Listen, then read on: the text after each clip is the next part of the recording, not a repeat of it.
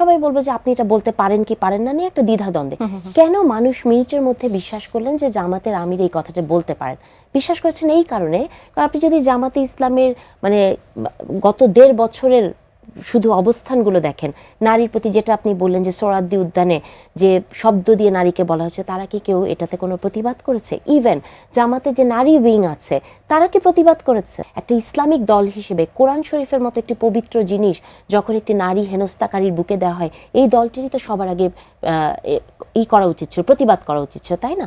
চিটংয়ে আপনি দেখেছেন যে নারী কর্মীকে শিবিরের লোকজন লাথি মেরেছে, তাই না? এটা তো তাদের লোকজনই করেছে।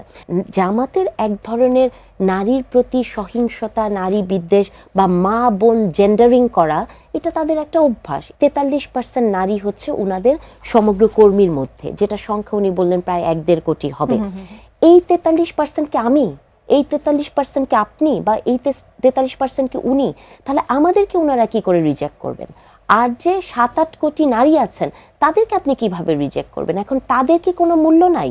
তাদের কথার মূল্য, তারা যদি ধরেন ওই 1.5 কোটি নারী যদি মনে করেন যে কোনো পুরুষ মানে নারী আমির হতে পারবে না, সেটা তাদের সমস্যা। কিন্তু এটা যদি আমার মতো একজনও এটাকে গ্রহণ না করে, সেটাকেও মতামত মানে মূল্য দিতে হবে। দেখেন, নারীর ক্ষমতায়ন নিয়ে আসলে অনেক প্রশ্ন আছে।